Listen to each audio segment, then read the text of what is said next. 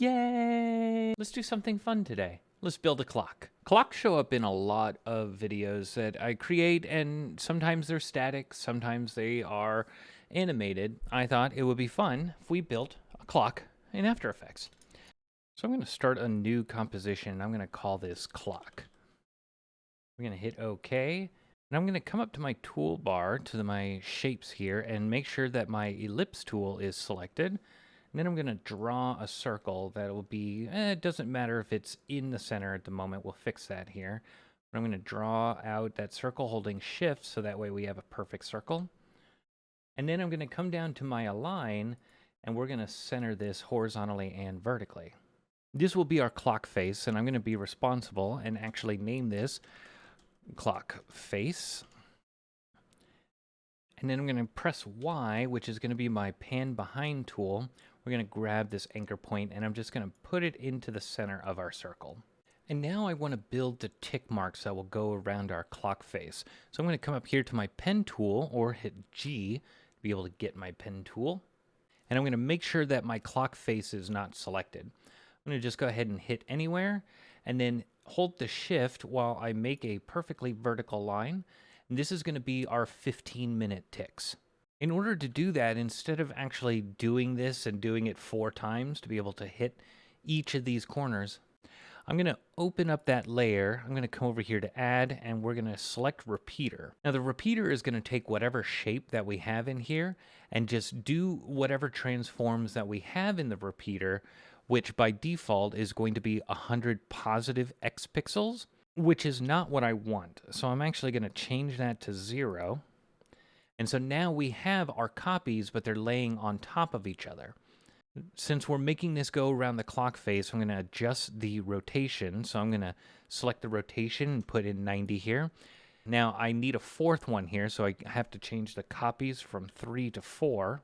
And now we have our 15-minute tick marks, but not quite yet. I need to make some adjustments to the shape here. So what I am looking for is to make as perfect of a plus sign here in the center as I possibly can. First thing I'm going to do is go ahead and turn on my title safe grid lines here so I could see the very center. I'm going to select my path, which is going to give me access to the path of this shape. And I'm going to hit V so that way I have my selection tool. I'm going to select all the points, and I'm going to move this until they kind of meet here in the center. And what I'm looking for is for this to perfectly line up to make a plus sign. And that looks pretty good. So I'm going to select that shape layer again, select the path. I'm going to select our points, and then I'm going to move the points all the way up to the edge where it looks good to make my 15-minute little tick marks. I think this is a little too wide, so I'm going to adjust the stroke to, let's say, 12 pixels. And I'm actually going to shorten this a little bit. So I'm going to select my path again, and we're just going to move this 1 point up a little bit. I'm going to go ahead and name this layer. We'll call it quarter tick marks. Beautiful. I'm going to select this layer, I'll close it up, and I'm going to duplicate it by hitting Control D. And for our new layer here, the quarter tick marks, we're going to do 5-minute tick marks. So I'm going to go ahead and open this up again. We're going to rename this to 5-minute tick marks. I'm going to go ahead and immediately make these a little bit smaller. So instead of 12 pixels wide, we'll just make it 6 pixels wide, so half as much as these. And we need to make some adjustments to our repeater in this one. So I'm going to open up my shape layer, go down to the repeater, and for the copies, we're going to need 12 that will go all the way around. So I'm going to select 4 and change that to 12. As much as it would be easy to figure out how many degrees I actually need to change this to, we're going to do this the easy way, and I'm going to put 360 degrees in here, put a dash for divide, and then we're going to do 12. So that'll move everything 30 degrees.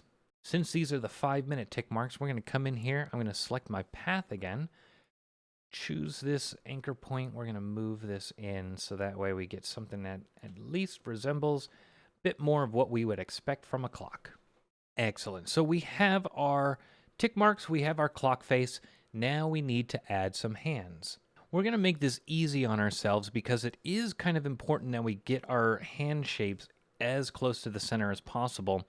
I'm going to select my quarter tick marks and I'm going to duplicate that. So I'm going to hit Control D again. I'm going to move this up to the top and I'm going to hit UU to open up everything we have in this layer.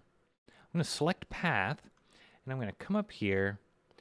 I'm going to grab this bottom anchor point. We're going to move this down. I do not need the repeater for the hour hand, so I'm going to select the repeater and completely delete it. And then I'm going to select the path again. I'm going to move this down so that way it is in the center of the clock. This should be perfectly in the center, and because we didn't move anything with the layer itself, our anchor point is still here in the center. And so now if I were to select that layer and hit R, it's going to have the rotation properties for this layer. And if I rotate it, we can see we now have a wonderful hour hand going around in circles. I'm going to hit undo that, and I'm going to go ahead and change the name of this to hour hand, because it's not your hand, it's our hand. I'm going to select that layer and hit Control D again to duplicate, and this will be our minute hand. So we'll just go ahead and rename that right now. And then I'm going to hit UU on that layer to open up all of our properties. I'm going to select that path, and I'm going to move this top anchor point up a little bit. Also, the minute hand is usually a lot skinnier, so we will make that skinny. We'll just bring that down to 6 pixels like our 5-minute tick marks here. Now, if I select my minute hand and hour hand and hit R, it'll open up our rotation properties, and we can see as I move the minute hand, as I move the hour hand, everything is working as expected.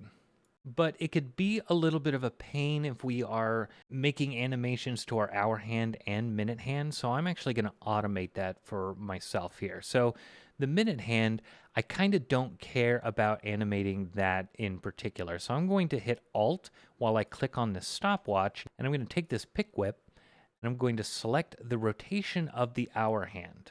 Now, for every single time that the hour hand goes to that 5-minute tick mark, the minute hand is going to do a full revolution. So once I know I have the rotation of the hour hand, I'm going to add times 12.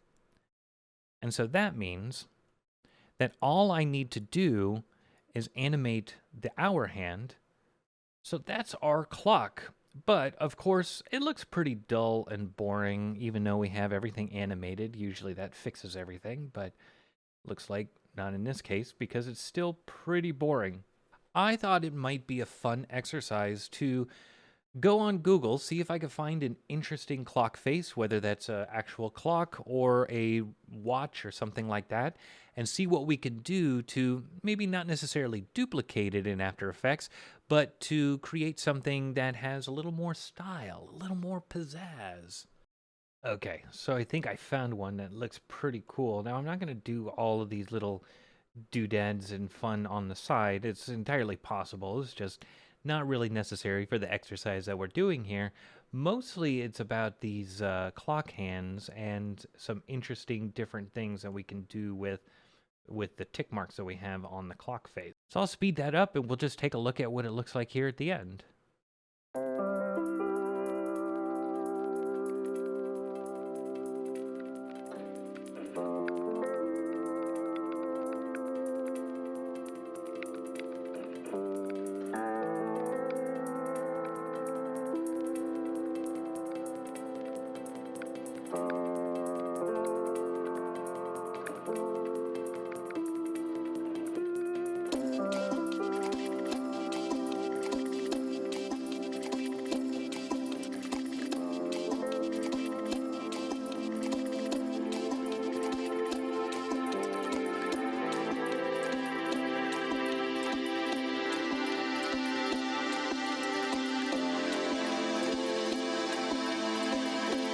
So I think that looks pretty cool.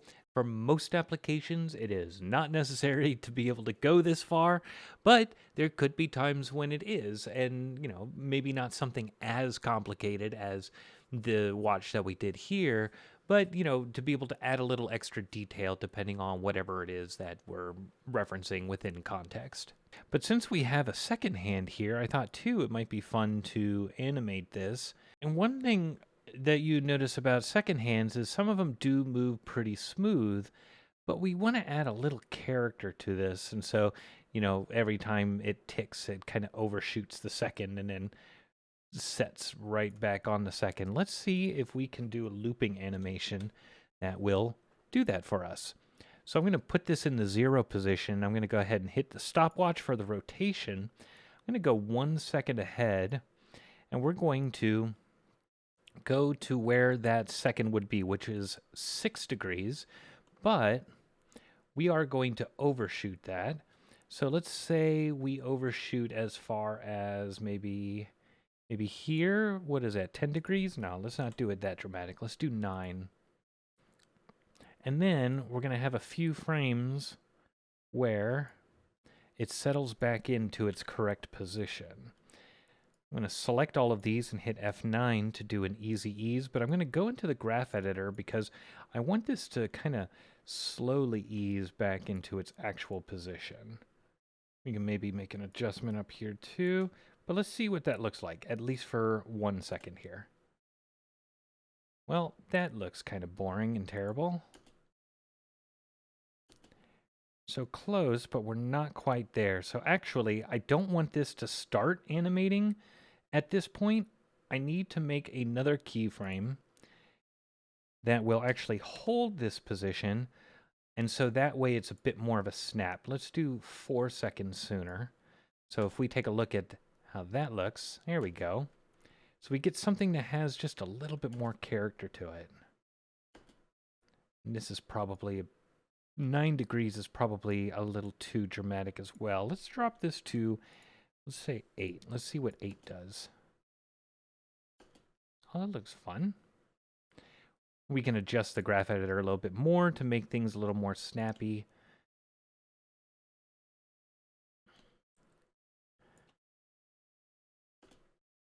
There we go. We could add some ticks to this too. It would be super fun. Now, I want to loop this animation, but the way that I have this set up now, it's going to loop more than 1 second. And so I'm going to take these keyframes right here and move it so that the furthest one is right at that 1 second mark. And then I'm going to hold Alt and hit the stopwatch on the rotation, and I'm going to enter an expression. This is going to be loopOut, and we're going to do an offset. So what this is going to do is it's going to take those values that I have in the keyframes, and it's going to keep adding it to this and just loop until the end of the animation. I only have 10 seconds on here, so let me actually start at the beginning, hit Control K to open up my composition settings, and we're going to change this from 10 seconds to 30 seconds, just to have a little bit more room to see what we're doing with this second hand. Extend these layers too to fill the whole 30 seconds. Make sure that if you have any hidden layers, you got to extend those layers as well too. And when I play this from the beginning, the seconds just start ticking away. Our looping animation is going to offset every 6 degrees to hit each of those 6 tick marks. And then we have a beautiful working clock. So that's it. That's all I got. Until next time, peace.